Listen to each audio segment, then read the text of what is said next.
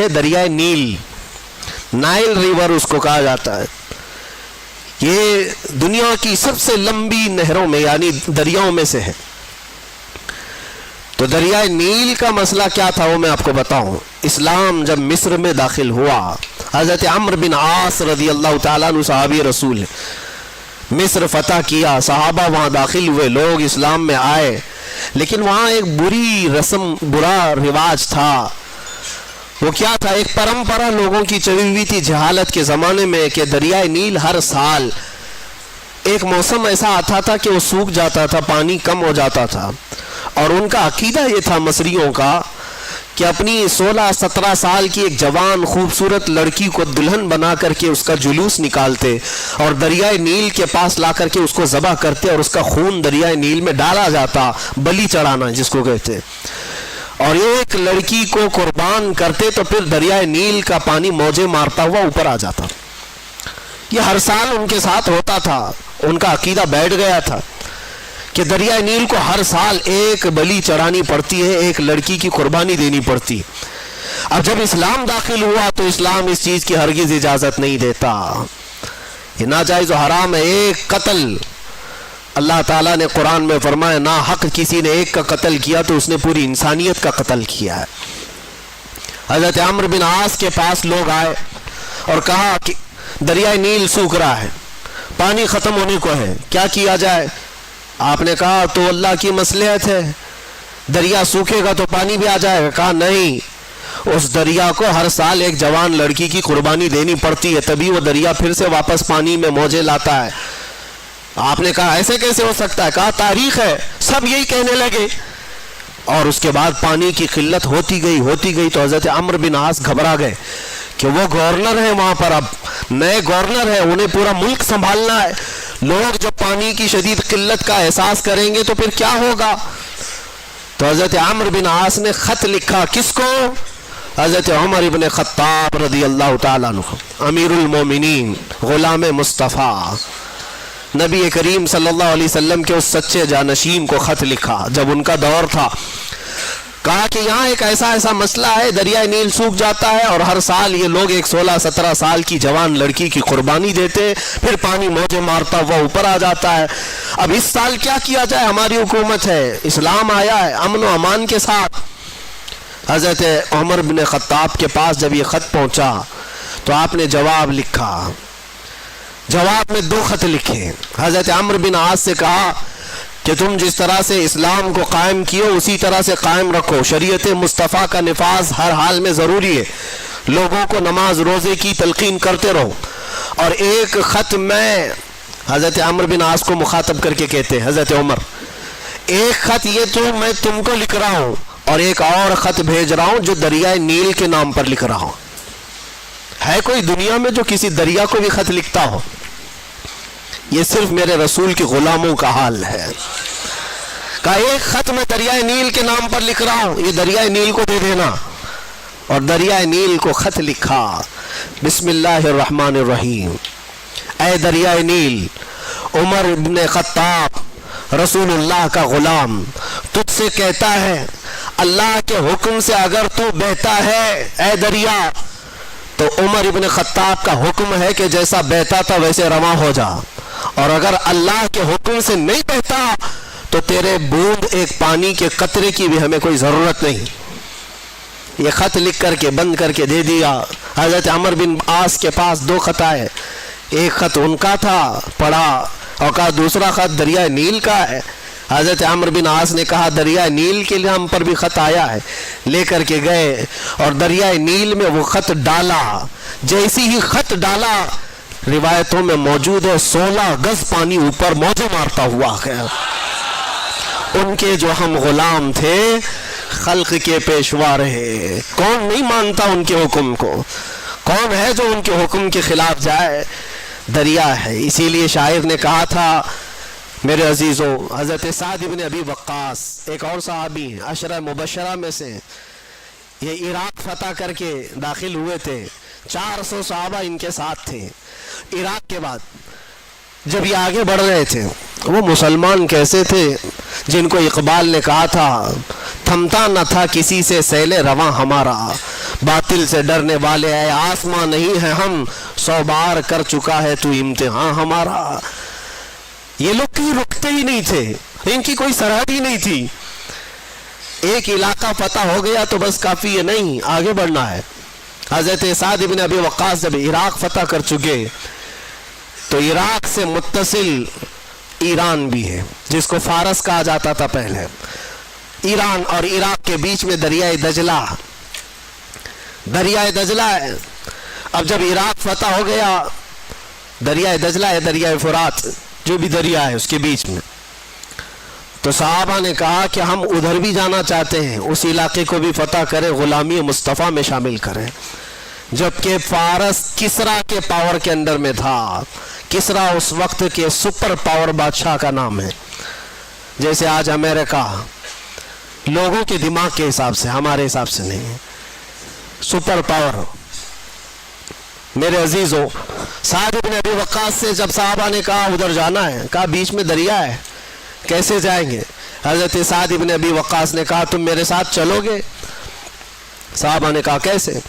ادھر ایرانی فوج نے جتنے برج تھے دریا کے اوپر پار کرنے والے سب توڑ ڈالے تھے، جو لکڑیوں کے تھے وہ جلا ڈالے تھے، سب ختم کر ڈالے تھے، کیونکہ انہیں ڈر تھا یہ محمد عربی کے غلام ہیں، رکتے کہیں نہیں ہیں، یہ اگر ادھر سے ادھر کراس کر کے آ گئے تو ہماری بھی خیر نہیں، سب توڑ ڈالے۔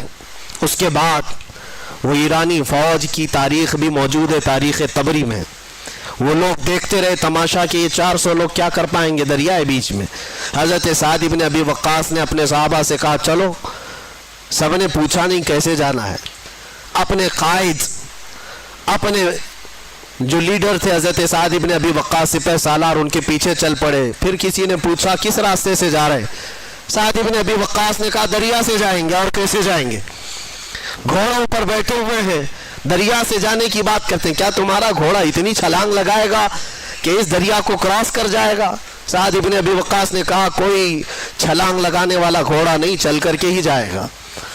یہ تاریخ میں پہلی بار ہو رہا ہے۔ سعد بن ابی وقاص نے کہا میرے پیچھے چلو، صحابہ نے سب اپنے اپنے گھوڑے ان کے ساتھ لگا دی۔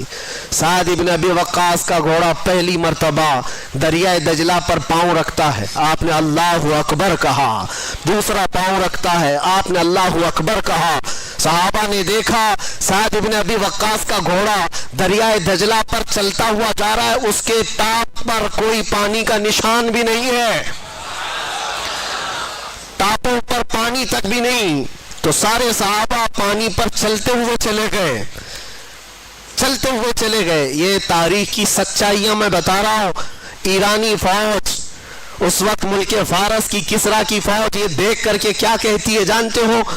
کہتی ہے دیواں آمدند، فارسی میں دیواں آمدند، ارے جنات کی جماعت آ رہی ہے، ایسا لگتا ہے جنات کی جماعت آ رہی ہے پانی پر چلتے ہوئے۔ میرے عزیزو تمہیں بھی دکھانا ہے جنات کی جماعت ہوتی کیسی ہے۔ وہ چل کر کے چلے گئے اور جب دریائے دجلہ کو عبور کر لیا، میرے عزیزو ان کی ہیبت سے ویسے تھرا گئے تھے کہ ملک فارس پورا پرچم اسلام میں آ گیا تھا، اسلام کا پرچم لہرانے لگا تھا۔ عزیزان گرامی وقار، اسی بات کو اقبال نے کہا تھا کہ یہ تھمتا نہ تھا کسی سے سیل رواں ہمارا، اور شاعر نے کیا کہا؟ دشت تو دشت ہے دریا بھی نہ چھوڑے ہم نے، بحر ظلمات میں دوڑا دیے گھوڑے ہم نے۔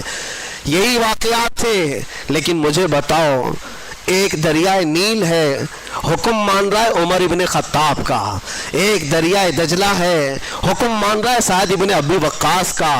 اس لیے نہیں کہ یہ لوگ جادوگر تھے، اس لیے نہیں کہ بہت پاورفل لوگ تھے، صرف اس لیے مان رہے ہیں یہ سارے لوگ حکم ان کے جو ہم غلام تھے، ان کے جو ہم غلام تھے، خلق کے پیشوا رہے۔ مان کر کے دیکھو، حضور پاک صلی اللہ تعالیٰ علیہ وسلم کی امت میں اللہ نے تمہیں پیدا کیا ہے، تمہاری عظمت بہت بلند ہے، تمہاری ویلیو کو تم پہچانو۔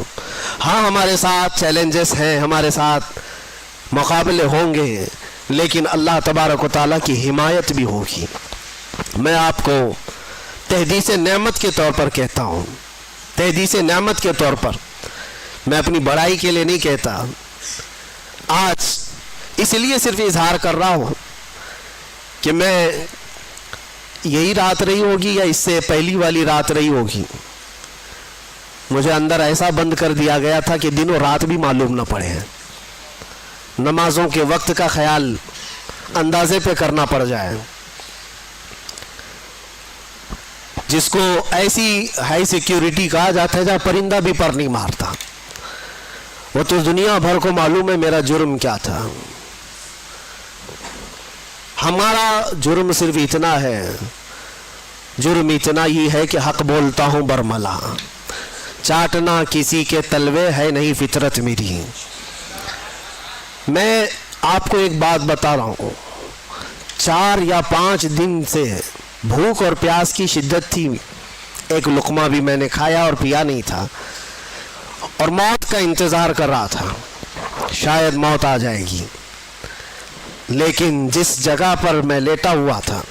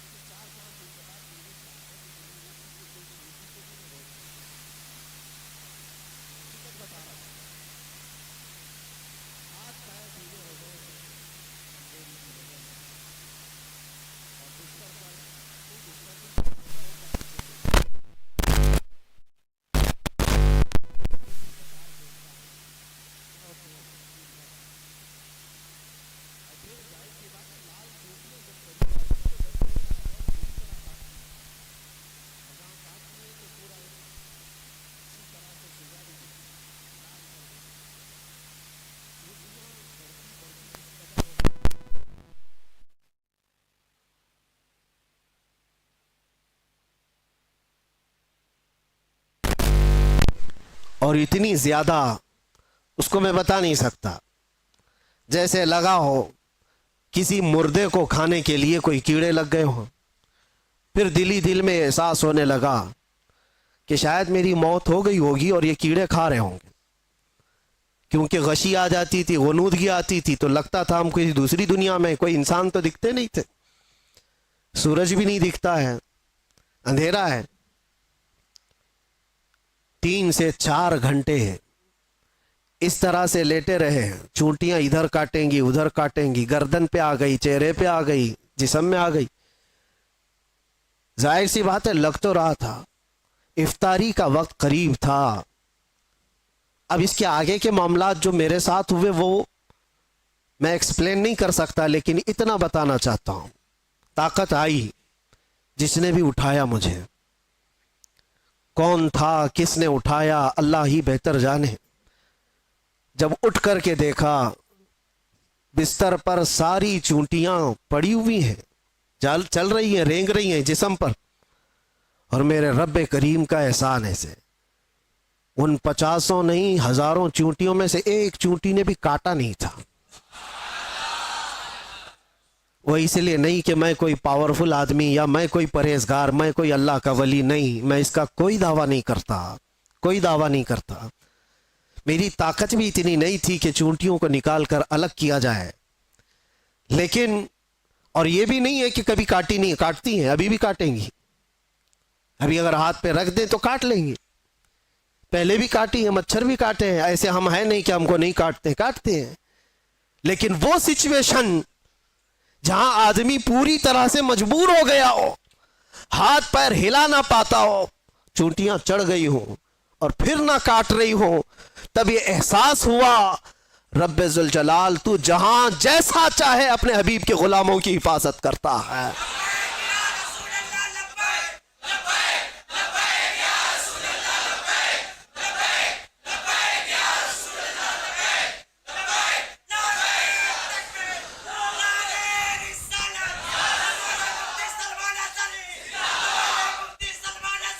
आपको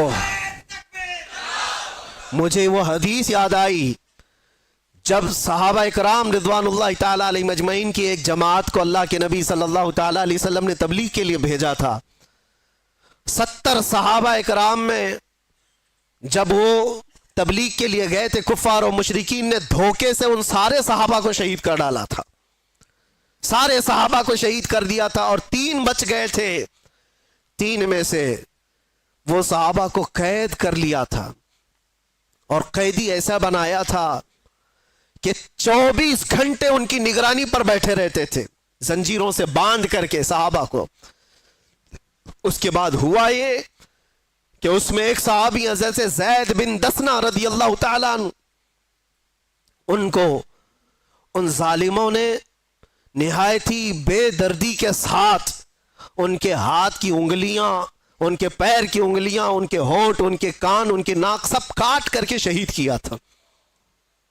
ایک غلام مصطفیٰ کو نہایت ہی دردناک انداز میں شہید کیا اور اس کے بعد ان کی لاش کو لٹکا کر کے رکھا ایک کھمبے سے اور پہرا لگا دیا کہ ان کی لاش کو کوئی لے کر کے نہ جا سکے, کوئی لے کر کے نہ جا سکے. 2 صحابہ تھے وہاں پر, زید بن دسنہ رضی اللہ تعالیٰ عنہ اور ایک دوسرے صحابی حضرت خباب بن الارت یا خبیب بن عدی رضی اللہ تعالیٰ, 2 میں سے کوئی ایک صحابی ہے. اللہ کے نبی صلی اللہ علیہ وسلم مدینہ طیبہ میں بیٹھے ہیں. حضور پاک صلی اللہ علیہ وسلم نے فرمایا ظالموں نے میرے غلاموں کو شہید کیا ہے میرے غلاموں میں سے کوئی جو بچے ہوئے میرے ان صحابہ کی لاشوں کو لے کر کے آئے میرے پاس. 2 جری صحابہ تھے, حضرت طلحہ, حضرت زبیر رضی اللہ تعالیٰ عنہ. گھوڑا لے کر یہ 2 ہی لوگ نکلے تھے. تقریباً 500 کے قریب کفار جس کی پہرہ داری کر رہے ہیں, ان پہروں میں سے وہ صحابہ کی لاش کو لانے کے لیے صرف نبی کے 2 غلام نکلے تھے. انہوں نے کہا ہم لے کر کے آئیں گے. اور جب یہ 2 صحابہ نکل کر کے آئے تھے, رات میں بھی اور دن میں بھی پہرے داری میں بیٹھے ہوئے ہیں کفار و مشرکین 2 صحابہ کی لاشوں پر. اب سوچیے آپ, رات کے وقت یہ پہنچے تھے دونوں صحابہ, اور جیسے یہ قریب گئے تو دیکھا پورے تلوار سوتے ہوئے پہرا دے رہے ہیں. ان دونوں صحابہ نے اللہ کی بارگاہ میں عرض کیا کہ مولا, ہمارے پاس نہ تلوار کی طاقت, نہ بھالے اور نیزے کی طاقت, ہمارے پاس صرف ایمان کی طاقت ہے. ہم تجھ پر یقین رکھتے ہیں اور تیرے نبی پر ایمان رکھتے ہیں. تو اگر مدد نہیں کرے گا تو دنیا ہم سے کس طرح کا سلوک کرتی ہے. دیکھا یہ دونوں صحابہ دعا کر رہے تھے, وہ سارے کفار و مشرکین کو اونگ لگ گئی, نیند لگ گئی. ان کے بیچوں بیچ سے گئے اور ان صحابہ اکرام کی لاشوں کو اٹھایا. ایک صحابی کی لاش کو اٹھایا اور رکھا اور لے کر نکل پڑے. دوسرے وہاں پر موجود رہ گئے. جب تک وہ جاگے تو وہ صحابی رسول جو وہاں رہ گئے تھے, تو ظالموں نے یہ سوچا کہ کسی نہ کسی طرح ان کو بھی یہ لے جائیں گے, ان کو کسی طرح سے یہاں کاٹ کاٹ کر کے ٹکڑے ٹکڑے میں بدل دیا جائے. تو جیسے ہی اس بری نیت کے ساتھ قریب آئے, شہد کی مکھیوں کا ایک چھتا پورا اس صحابی کے اطراف لگ گیا. اتنی خطرناک مکھیاں آ گئیں. وہ صحابی رسول جن کی لاش وہاں پر موجود ہے, پوری مکھیاں, شہد کی مکھیاں. اور کفار و مشرکین میں سے کوئی قریب جاتا تو اتنا ڈنک مارتی تھی کہ وہ سوج جاتا تھا اور زہر چڑھ جاتا تھا. وہ شہد کی مکھیوں سے خوف کھا کر سارے بھاگ گئے. اس صحابی رسول کی جسم کو, ان کی لاش کو کوئی ہاتھ نہیں لگا سکا, ہاتھ نہیں لگا سکا. یہ واقعہ میرے ذہن میں آنے لگا کہ یہ رب تبارک و تعالیٰ کا دستور ہے, اپنے حبیب کے غلاموں کو کبھی شہد کی مکھیوں سے اور کبھی چونٹیوں سے حفاظت کرتا ہے. جب وہ اپنے نبی پاک کی حفاظت غار ثور میں مکڑی کے جالے سے کرتا ہے, تو اے غلامان مصطفیٰ, کیا تمہارا ایمان کمزور ہے؟ اگر رب چاہے آج بھی تمہاری حفاظت صرف ہواؤں سے فرمائے گا, صرف ہواؤں سے فرمائے گا.